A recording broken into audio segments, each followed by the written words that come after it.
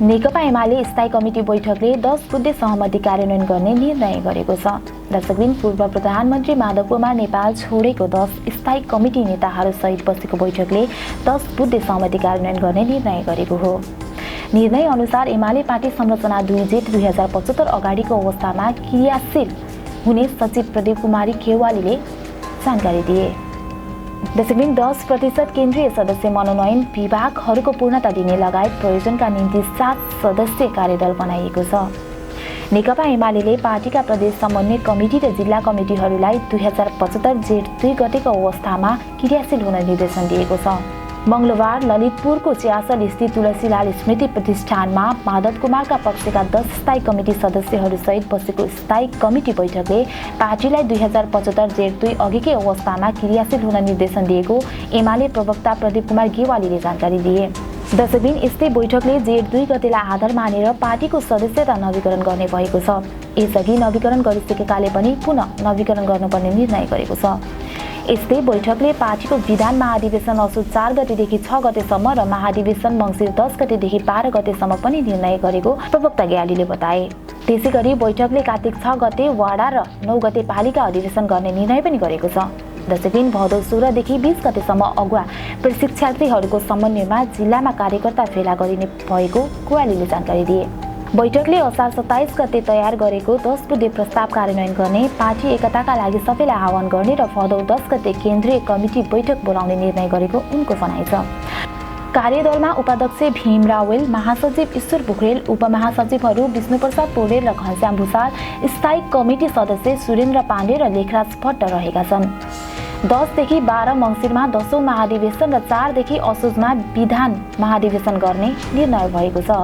10 देखि 12 मङ्सिरमा 10औं महाधिवेशन र 4 देखि 6 असोजमा विधान महाधिवेशन गर्ने निर्णय भएको छ। बैठकले एमालेको पार्टी सदस्यता 2 जेठ 2075 अगाडिको आधारमा अगाडि बढाइने भएको छ। दशबिन, सदस्यताको नवीकरण असोज मसान्तभित्र गरिने निर्णय भएको गेवालीले बताए। बैठकले भदौ 16 गतेदेखि 20 गतेसम्म जिल्ला र जनसङ्गठनहरूको फेला गर्ने पनि एमालेले निर्णय गरेको छ। त्यसअघि 10 भदौमा केन्द्रीय समिति बैठक बस्ने भएको छ। आजको बैठकमा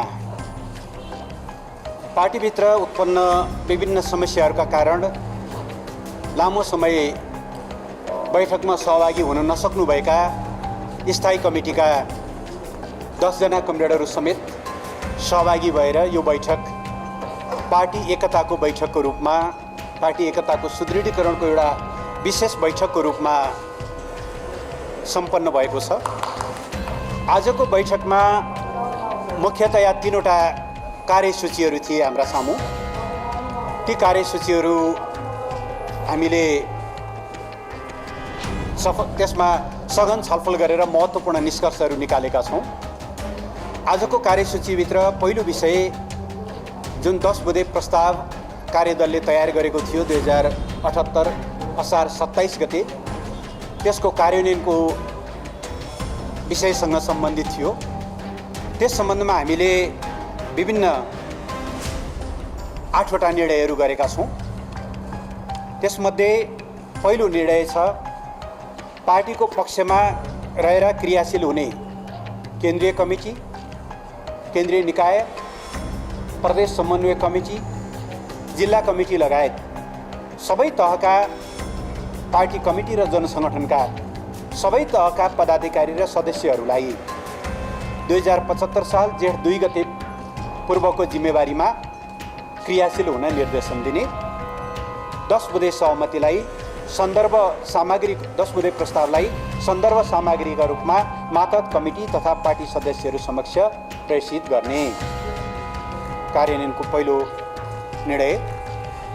दोस्रो, 10 बुँदे प्रस्तावमा आधारित निर्णय कार्यान्वयन गर्ने क्रममा उत्पन्न हुन सक्ने समस्याहरू समाधान गर्न केन्द्रीय कमिटीमा त्यसले 10% मनोनयन गर्ने पनि सुझाव दिएको छ। ती सदस्यहरू मनोनयन गर्न र केन्द्रीय निकाय तथा विभागहरूलाई पूर्णता दिन र आवश्यकता अनुरूप पुनर्गठन गर्ने, गृह कार्य गर्ने एउटा कार्यदल बनाइएको छ। कार्यदलमा कमरेडहरू ईश्वर पोखरेल, भीम रावल, विष्णु पौडेल, घनश्याम भूषाल, सुरेन्द्र पाण्डे र लेखराज भट्ट रहनुभएको छ। 3 2075 साल जेठ 2 गतेको सदस्यतालाई आधार मानेर पार्टी सदस्यता नवीकरण अगाडि बढाइनेछ। नवीकरणको क्रममा एकीकरणको क्रममा आबद्ध भएका सदस्यहरूको पनि नवीकरण गरिनेछ र 2075 साल जेठ 3 गतेपछि दिएका नयाँ सदस्यहरू पार्टी सदस्यहरूको पनि नवीकरण 2078 साल असोज मसान्तसम्म सम्पन्न गर्ने निर्णय बैठकले गरेको छ। चौथो, पार्टीको विधान महाधिवेशन यही असोज 4, 5 र 6 गते काठमाडौँमा गर्ने र पार्टीको 10औं राष्ट्रिय महाधिवेशन 2078 साल मङ्सिर 10, 11 र 12 गते काठमाडौँमा आयोजना गर्ने निर्णय गरिएको छ। विधान महाधिवेशनमा प्रस्तुत गरिने दस्तावेजहरू पर छलफल गर्न स्थायी कमिटी 2078 साल भदौ 25-26 गते स्थायी कमिटी र 27-28 गते केन्द्रीय कमिटीको बैठक समेत आयोजना गरिनेछन्। 5, पार्टीका स्थानीय कमिटीहरूलाई व्यवस्थित गर्ने सन्दर्भमा देशैभरि 2078 साल कार्तिक 6 गते वडा अधिवेशनहरू एकैचोटि एकै दिन र कार्तिक 9 गते पालिका वा सो सरहका कमिटीहरूको अधिवेशन गरिनेछ। 6, यो पार्टी एकताको र यो पछिल्लो हाम्रा निर्णयहरूको सन्देश सम्प्रेषित गर्नका लागि 2078 साल भदौ 16 देखि 20 गतेसम्म केन्द्रीय प्रशिक्षकहरूको उपस्थितिमा सबै जिल्लाहरूमा जिल्ला कार्यकर्ता बेलाहरू र जनसङ्गठनको केन्द्रीय कार्यकर्ता बेलाहरू आयोजना गरिनेछन्।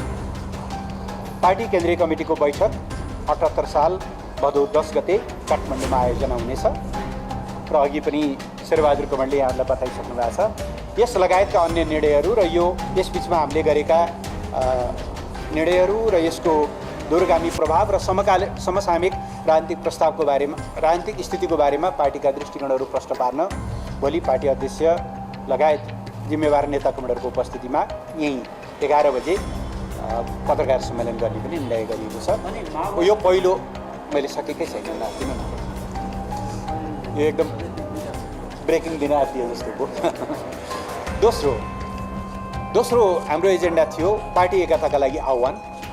हामीले पार्टी एकताका लागि एउटा आह्वान गर्ने प्रस्ताव पारित गरेका छौँ। यो पनि म यहाँलाई पढेर सुनाउँछु। पार्टी निर्माण, विस्तार र एकीकरण नेकपा एमालेको मूलभूत विशेषता हो। पार्टीमा कुनै पनि समस्या सृजना हुँदा अन्तर्पार्टी छलफलका माध्यमबाट समाधान खोज्ने र अझ उन्नत स्तरको एकता कायम गर्दै अघि बढ्ने यस पार्टीले विकास गरेको संस्कृति हो। विभिन्न समूहमा छरिएका वामपन्थीहरूलाई एकताको प्रवाहमा समेट्दै अगाडि बढ्ने सिलसिलामा नेकपा एमाले मुलुककै सबैभन्दा ठुलो राजनीतिक पार्टी, कम्युनिस्ट आन्दोलनको मूल प्रवाह र लोकतान्त्रिक आन्दोलनकै नेतृत्वदायी शक्ति बन्न पुगेको छ। संविधानको रक्षा र विकास, लोकतन्त्रको सुदृढीकरण, राष्ट्रिय एकताको सम्वर्धन, राष्ट्रियताको संरक्षण, सामाजिक न्याय र समृद्धिको प्रत्याभूति तथा समाजवादको आधारभूमि निर्माण जस्ता मुलुकका सर्वाधिक महत्त्वपूर्ण कार्यभार आज यसै पार्टीको काँधमा छन्। वैचारिक रूपमा सुस्पष्ट रहे सङ्कल्पबद्ध, सङ्ख्यात्मक रूपमा एकताबद्ध र कमरेडली समभावमा आबद्ध नेकपा एमालेबाट मात्रै यी ऐतिहासिक अभिभावनाहरू पुरा हुन सम्भव छ। तर विगत केही समय यता पार्टीभित्र देखा परेका समस्या, कटुता, अन्तर्विरोध र अस्वस्थताले पार्टीका नेता कार्यकर्ता, सदस्यहरू र यसप्रति भरोसा राख्ने आम जनसमुदायलाई चिन्तित तुल्याएको छ। परिवर्तनको संवाहक र जनतामा सर्वाधिक लोकप्रिय शक्ति विभाजित हुँदा राजनीतिक स्थायित्व र लोकतन्त्र, समृद्धि एवं सामाजिक न्यायको भविष्यमै सिर्जना हुन सक्ने दुष्परिणामको आशंकाले सिङ्गो राष्ट्र गम्भीर बनेको छ। नेकपा एमालेको एकता यस पार्टीका लाखौँ सदस्य र समर्थक शुभचिन्तकहरूको मात्रै होइन, आम जनता र देशकै चाहना हो। प्रतिक्रियावादी, पक्षगामीहरू र अस्थिरताका सम्वाहकहरूको चाहना भने यसको विभाजन र विखण्डन हो। यसका लागि उनीहरूका तर्फबाट भइरहेका षड्यन्त्र सबैका सामु स्पष्ट छन्। जीवन्त र लोकतान्त्रिक पार्टीभित्र समस्याहरू उत्पन्न हुनु, समस्यालाई हेर्ने दृष्टिकोणमा भिन्नता हुनु र कतिपय प्रश्नमा असहमति पैदा हुनु स्वाभाविकै हो। तर समस्याको विकल्प विग्रह होइन। त्यसरी नै भिन्नताको समाधान अन्तर्द्वन्द्व होइन। असहमतिको निष्कर्ष विभाजन त झन् हुँदै होइन। पार्टीको आन्तरिक जीवनमा उच्च लोकतान्त्रिक अभ्यास गर्दै आएको नेकपा एमालेभित्र समस्याको सकारात्मक समाधान खोज्ने भिन्नतालाई उन्नत स्तरको एकतामा रूपान्तरित गर्ने र असहमतिहरूलाई स्वस्थ र रचनात्मक बहसका माध्यमबाट उच्च तहको सहमतिमा बदल्न सक्ने भरपर्दो आधार र सामर्थ्य विद्यमान छ। मार्क्सवाद लेनिनवाद र जनताको बहुदलीय जनवादको मार्गदर्शन, समाजवाद निर्माणको साझा सङ्कल्प र देश र जनताप्रतिको अविचलित निष्ठाका जगमा हामीले समाधान गर्न नसक्ने कुनै आन्तरिक समस्याहरू छैनन्। तसर्थ नेकपा एमालेबाट विभाजित भएर अलग्गै पार्टी दर्ता गर्ने प्रयास गरिरहेका कमेडरलाई हामी आग्रह गर्छौँ, मुलुकका सामु उपस्थित असाधारण सम्भावना र अकल्पनीय चुनौतीप्रति संवेदनशील रहँदै, पार्टीका काँधमा उपस्थित ऐतिहासिक अभिभावनाप्रति सचेत रहँदै, असफलता अवश्यम्भावी रहेको त्यस्तो गलत र हानिकारक बाटो छोडेर पार्टी एकतामा आबद्ध हुनुहोस्, आफ्नो मूल घरमा फर्किनुहोस्। विभाजनकारी गतिविधि र छुट्टै दल दर्ताको प्रक्रियाबाट अलग भएर पार्टी एकतामा योगदान गर्ने कमरेडरलाई पार्टीमा हार्दिक स्वागत गरिनेछ। यसअघिका कुनै पनि क्रियाकलापलाई लिएर पूर्वाग्रह नराखिने र भेदभाव वा कारबाही नहुने पनि स्पष्ट पार्न चाहन्छौँ। तसर्थ पार्टीका सम्पूर्ण नेता, कार्यकर्ता, सदस्य, शुभेच्छुकहरू र आम जनसमुदायलाई पार्टीको एकता र अग्रगतिका निम्ति आफ्नो स्थानबाट अधिकतम योगदान गर्न आग्रह गर्दछौँ। असहमति प्रकट गर्दा मर्यादित, संयमित र राजनीतिक भाषा प्रयोग गर्न पनि आह्वान गर्दछौँ। र तेस्रो निर्णय थियो केन्द्रीय कमिटीको बैठक, जसको बारेमा मैले अघि सुनाएँ। 10 गते केन्द्रीय कमिटीको बैठक बस्नेछ। अब यहाँहरूको केही जिज्ञासाहरू छ भने प्रेस अहिले रिलिज पनि गरिदिउँला गर्न चाहिँ फोटो लिनुभएको छ। लेख्दामा पुर्याउनु भयो भन्ने नै टिप्पणी आफैमा गलत हो। यहाँलाई थाहै छ, समस्या समाधान हुन्छ भने उहाँलाई अर्को अध्यक्ष, दोस्रो अध्यक्ष दिने भन्ने तहसम्म पनि केन्द्रीय कमिटीको बैठकमा अध्यक्षले यहाँ घोषणा गर्नुभयो। सामान्यतया यो छलफल पनि गर्न मिल्ने विषय होइन। एउटा महाधिवेशनबाट महाधिवेशनमा प्रतिस्पर्धामा पराजित नेतालाई उही दर्जाको जिम्मेवारी भन्ने कुरा सामान्यतया कल्पनाभन्दा बाहिरको कुरा हो। तर पार्टी एकताको कष्टमा हामी त त्यो तहसम्म छलफल गर्न तयार थियौँ। अध्यक्षले अफरै गर्नुभएको थियो भनेपछि तपाईँको प्रश्न कहाँनिर मिलेन भने उहाँ अनि यहाँभन्दा बढी कति लचकता होइन। यो त 1 महिना अगाडिको कुरा हो। केन्द्रीय कमिटीको बैठक हामीले साउनको 4 गतेदेखि 7 गतेसम्म यहीँ बसेका थियौँ। त्यो बैठकमा आज भदौको हामी 8 गते छौँ। जस्ट 1 महिना अझ त्योभन्दा अगाडिदेखि भएको छ। त्यस कारणले त्यो एकदमै गलत कुरा हो। सुरुमा छलफल जेठ 2 मा फर्किएपछि सबै समस्या समाधान हुन्छ भन्ने थियो। त्यस पछाडि स्टेप अनेकौँ कुराहरू आए। ती सबै कुराहरूलाई पनि सम्बोधन गर्दै अगाडि बढियो। जो एकता चाहनुहुन्थ्यो उहाँ कमेडरहरूको लागि 10 बुँदे पर्याप्त भयो। उहाँहरू एकतामा फर्किनु, जसले कसमै खानु भएको थियो पार्टी विभाजनका लागि, त्यो कुनै कुराले पनि प्रभाव पार्न सक्दैन थियो। मैले भनिहालेँ, दोस्रो अध्यक्षको प्रस्ताव राख्दा समेत पनि हजुर होइन, त्यसो हुनको लागि त अहिले पनि के बिग्रिया छ र? बिग्रिया केही छ र? फर्केर आएर जिम्मेवारी लिनलाई त केही बिग्रिया छैन। तर विभाजनको निम्ति उहाँ कृत सङ्कल्पित हुनुहुन्छ। निश्चित उद्देश्यका निम्ति उहाँले आफूलाई त्यसमा चाहिँ समर्पित गर्नुभएको छ। समयक्रममा ती कुराहरू उजागर होलान्। मैले त्यसमा धेरै टिप्पणी गर्न चाहन्न। बाटो नै अलग लिएर हिँड्न थालिसकेपछि त्यसमा धेरै टिका टिप्पणी गर्नु उचित पनि हुँदैन। तर एकताका निम्ति गरिएका यी हदैसम्मका प्रयासहरूलाई इतिहासले राम्रोसँग मूल्याङ्कन गरेको छ।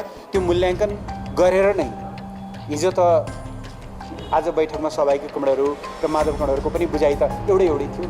तर उहाँहरू सबै कन्भिन्स हुने, माधव कमरेड चाहिँ कन्भिन्स नहुनुपर्ने कारण थियो र उहाँलाई कुनै न कुनै हिसाबले एउटा समूहको अध्यक्ष बन्नु थियो र शेरबहादुर देउवाको सरकारमा सम्मिलित हुनु थियो। आफ्ना केही साथीहरूलाई त्यहाँ समावेश गराउनु थियो। त्यसमार्फत अरू के थप कुराहरू गर्नु थियो, त्यो समयक्रममा खुल्ला। त्यसो भएको हुनाले चाहिँ उहाँलाई भित्तामा पुर्याइयो या एकताका प्रयास गरिएन भन्ने कुरा सर्वथा गलत हो। हस्, धन्यवाद।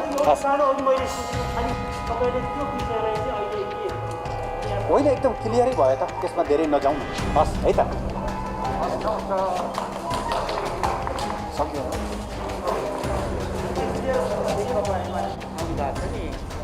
स्थायी समिति सदस्य पनि हुन्छ 4 जना। उहाँहरूको चाहिँ के हुन्छ अब? अहिले त्यसबारेमा 10 बुँदे प्रस्तावले नै प्रश्न बोलेको छ। 10 बुँदे प्रस्तावले उहाँहरू सहितको पार्टीको क्रियाशीलताको कुरा गरेको छ। त्यसो भएको हुनाले उहाँहरू अलरेडी पार्टीको स्थायी कमिटीको सदस्यको रूपमा हुनुहुन्छ।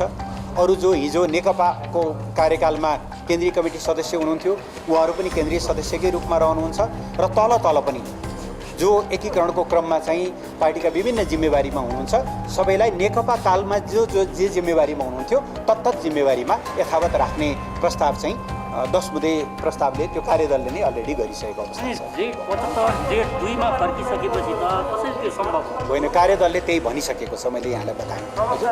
जस्तो कि तपाईँहरूले यो सबै घटनाक्रम र परिवेश हेर्दाखेरि चाहिँ जसरी पनि माधव कुमार नेपाललाई एमालेबाट बाहिर आउँथ्यो, त्यसकारण उहाँ बाहिरिसकेपछि नयाँ दल दर्ता गरिसकेपछि चाहिँ अहिले श्रेयसगिरीको नाममा 8 र 9 दल विरोधमा होसम्मका टीका टिप्पणी भइरहेको छ नि बाहिर। फेरि यस्ता बजारमा आउने सबै टिप्पणीहरूको पछाडि लाग्ने हो भनेदेखि त अब साध्यै हुँदैन। 10 बुँदे प्रस्ताव भएको त असार 27 गते हो। असार 27 गते त्यो प्रस्ताव हामीले तयार गऱ्यौँ। असार 28 गते परमादेश आयो। साउन 3 गते त्यो प्रस्ताव आइसकेपछि उहाँहरूले गएर शेरबहादुर देउवालाई भोट हाल्नुभयो। फेरि पनि हामी यो 10 बुँदेलाई कार्यान्वयन गरेर अगाडि बढिरहेका छौँ। त्यस भएर उहाँहरूको त्यो टिप्पणीभित्र उहाँहरूको विभाजनकारी मनस्थिति मात्रै झल्किन्छ।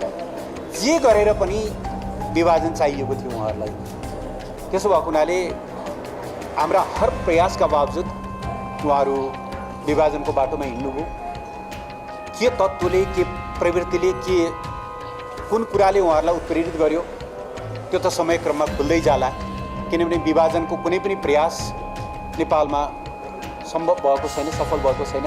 नेकपा एमालेको हकमा, नेपाली काङ्ग्रेसको हकमा, नेकपा माओवादीको हकमा विभाजनका सारा प्रयासहरू असफलतामा गएर टुङ्गिएका छन्। त्यो पनि असफल हुनु अनिवार्य छ। तर आज उहाँहरू त्यो कुरा पुनर्विचार गर्ने मुडमा हुनुहुन्न। हामीले 10 बुँदे गरेको भनेकै उहाँहरू सहितको एकताका लागि ध्यानमा राखेर गरेको हो। तर हामी बोलाइरहने, उहाँहरू भागिरहने। अब भाग्दै जाँदा अहिले चन्द्रगिरी पुग्नुभएको छ, यो स्थिति भयो।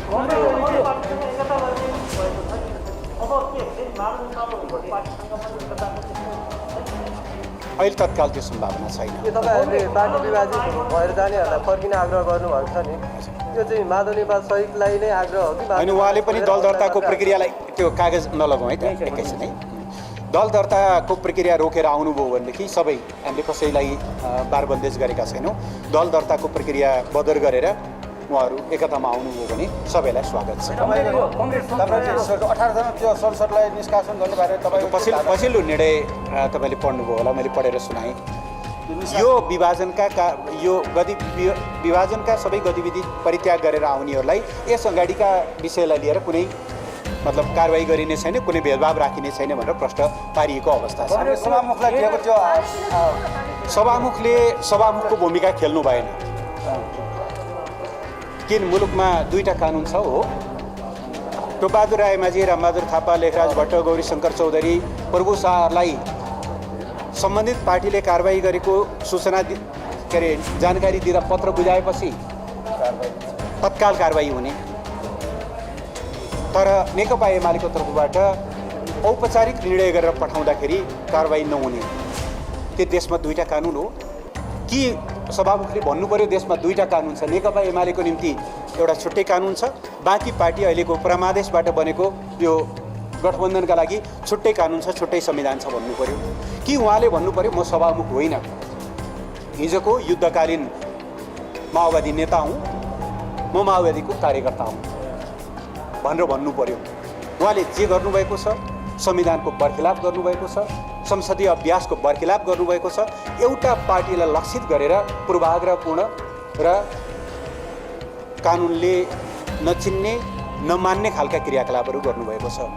हुन त कस्तो छ भने यहाँहरूले सुन्नै सक्नु भएको छ, अहिले साथीहरू त्यो अस्ति दल विभाजन गर्न ल्याइएको अध्यादेशलाई अब यता आगो त सल्काइहालियो, तर त्यो हनुमानको पुच्छरमा लगाएको आगोले लङ्का आफ्नो पनि लङ्का डढाउला भनेर छिटो त्यसलाई निष्प्रभावी गर्न लागिरहनु भएको छ। लज्जाको योभन्दा नाङ्गो र उदाङ्गो स्वरूप अरू केही हुँदैन। उहाँहरूलाई त्यो अध्यादेशप्रति विश्वास थिएन भने ल्याएको किन? विश्वास छ भने यति हतारो त्यसलाई निष्क्रिय बनाउनु पर्ने किन? अर्थात् जे जति काम क्रियाकलाप भएका छन्, अदालतको परमादेश होस्, यो सरकारले ल्याएको आदेश होस् या सभामुखले गरेका क्रियाकलापहरू, यी सबै नेकपा एमालेका विरुद्ध लक्षित छन्। नेकपा एमाले त्यसलाई सामना गर्छ। यी सबै खालका चुनौतीहरूलाई सामना गर्दै आएको पार्टी हो, सामना गर्दै जान्छ। तर नेकपा एमालेलाई प्रहार गर्ने नाउँमा उहाँहरूले लोकतन्त्रका आधारभूत संरचनामाथि जुन प्रहार गर्दै हुनुहुन्छ, हाम्रो चिन्ता त्यहाँनिर छ। यसले लोकतन्त्रलाई दूरगामी एउटा चाहिँ नकारात्मक परिणाम सृजना गर्छ लोकतन्त्रमाथि भन्ने हाम्रो चिन्ता हो। सभामुखजीको त्यो कारणले अदालत जानुहुन्छ कि जानुहुँदैन? सञ्जीवजी हजुर।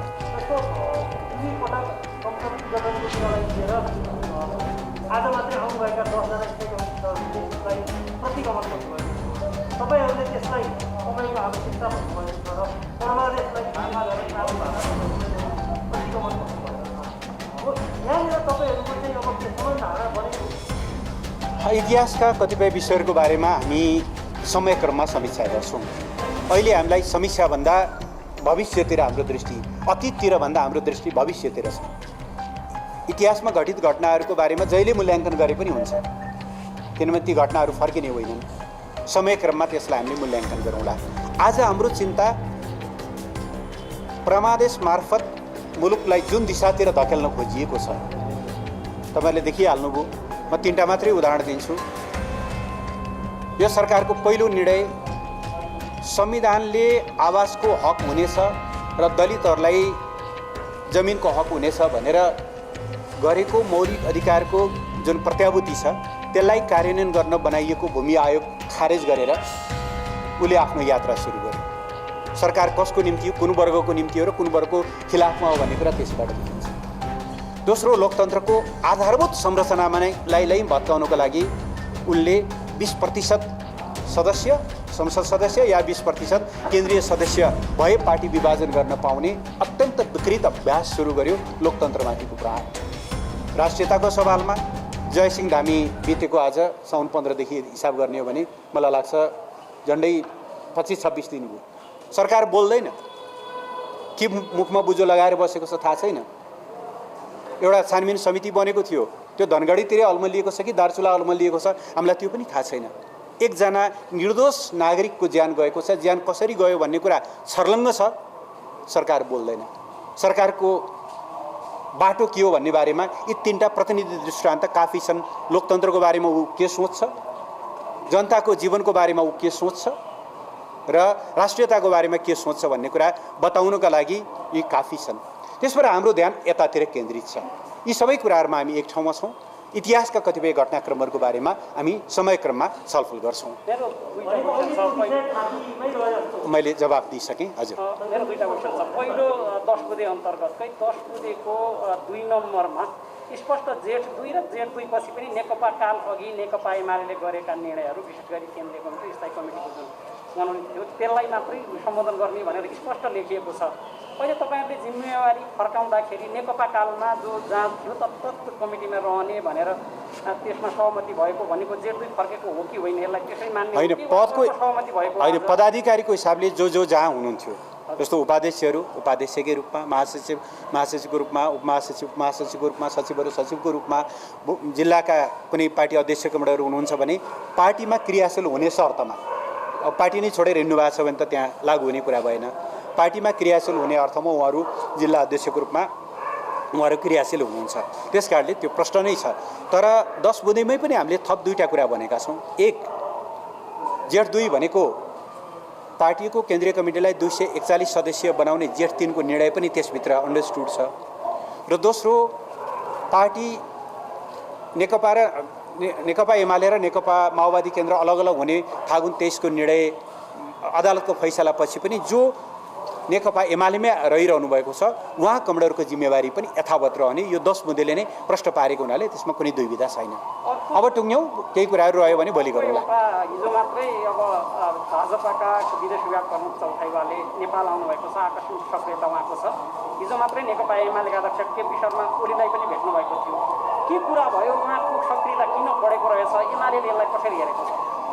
नेपाल र भारत दुईटा छिमेकी मित्रहरू हुन्। दुई छिमेकी बीचमा सार्वभौम समानतामाथि आधारित विश्वासिलो सम्बन्धको अर्को कुनै विकल्प छैन। नेपाल र भारतको बीचमा केही समस्याहरू छन्, इतिहासले अधुरा छोडिदिएका सीमा समस्याहरू छन्। कालापानी लिपुलेक लिम्पियाधुराको जमिन फिर्ता गर्नुपर्ने विषय छ।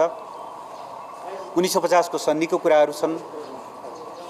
इपिजीको रिपोर्ट नबुझिएको कुराहरू छ। डरलाग्दो व्यापार असन्तुलनका कुराहरू छन्। यी सबै विषयहरूलाई वार्ताबाट संवादबाट समाधान गर्दै अगाडि बढ्नुपर्छ र यी समस्याहरू समाधान गर्दै एउटा विश्वासिलो सम्बन्ध नेपाल भारतको हुनुपर्छ भन्ने नेकपा एमालेको मान्यता हो। यही मान्यता यिनै दृष्टिकोणहरू अध्यक्षले उहाँसँगको भेटघाटमा राख्नुभएको छ। हामीले जोसँग भेटघाट गर्दाखेरि पनि यिनै कुराहरू राख्छौँ। यिनै विषयमा हिजो छलफल भएको छ।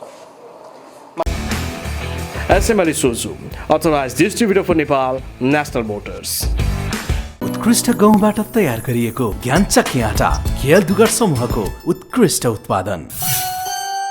जहाँ इच्छा त्यहाँ भाइनेट अब सबै कनेक्टेड। इलेक्ट्रा इलेक्ट्रिक प्रस्तुत गर्दछ एन्टिब्याक्टेरियल अमोर लाइफस्टाइल स्विचेस। नेपालमै पहिलो पटक समय सापेक्षित नयाँ युगका लागि नयाँ स्विचहरू। शुद्धता त अब बाबा सनफ्लावर ओइलको प्याकेटमै पाइन्छ। बाबा सनफ्लावर ओइल, शुद्धता यसमै भेटिन्छ। Admission open in Maryland college grade 11। व्यवस्थापन शिक्षामा राष्ट्रिय पहिचान बनाई विगत 19 वर्षदेखि देशभरिका कलेजहरूमध्ये लगातार टप 10 मा पर्दै आएको र यस वर्ष पनि नेपालमा 7औं स्थानमा पर्न सफल मेरील्यान्ड कलेजमा कक्षा 11 मा नयाँ भर्ना खुलेको सहर्ष जानकारी गराउँछु। Admission open an exclusive management college in Nepal Maryland college, Rangeli road, Biratnagar. Phone number 021 51 55 40 57 52 75 470 452।